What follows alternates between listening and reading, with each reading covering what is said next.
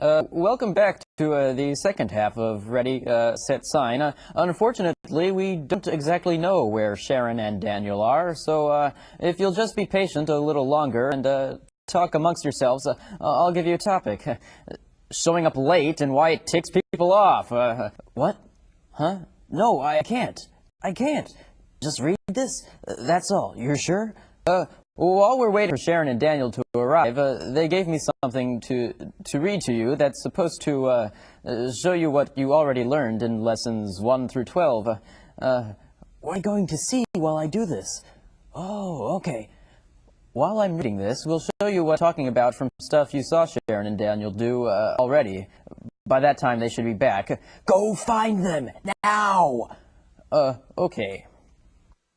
In Lesson 1, you understood an entire conversation before we taught you a single sign. Then we showed you 100 signs you'd understand even if we didn't teach them. In Lesson 2, we showed you that you can communicate lots of information with just facial expressions, and how very, very important your facial expressions are in sign language. In Lesson 3, you learned that you must adjust your signs to the situation, because drinking from a water fountain is different from a hose or a straw. In Lesson 4, we showed you many signs for things that are just one piece of the visual picture they represent. In Lesson 5, we showed you that lots of signs for actions look just like the real actions.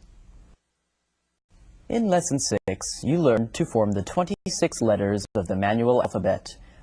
We also showed you 1 through 20, and 30, 40, 50, up to 100, and promised we would get to the rest of the numbers in a later lesson.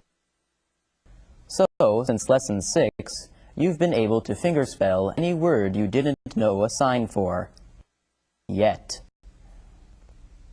In Lesson 7, we showed you again that many signs for things are just a part of the visual picture they represent. But this time, the part is also moving.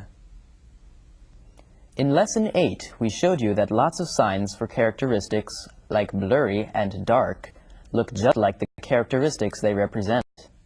In Lesson 9, you learned signs for things that are based on what we do with them and to them.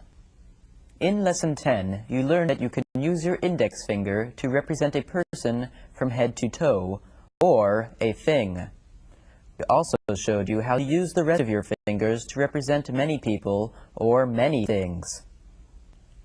In Lesson 11, you learned that you can use the V to represent a person from the waist down, your fist to represent a person's head, your two palms to represent 2 feet, and A hands that often show the relationship between two people or things.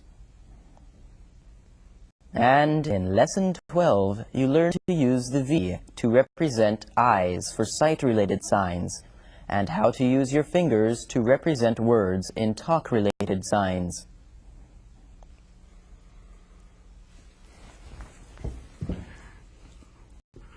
And that takes us up to Lesson 13. Which I guess is where we finally are, and where you've been all along. In this special review lesson, you can practice understanding and signing sentences we've selected from all the previous lessons. If you can comfortably read and sign these sentences, then you're definitely ready to go on to the next lesson on numbers and the following 2 lessons that switch from sign language vocabulary to sign language grammar. But you'll still learn more vocabulary in these lessons too.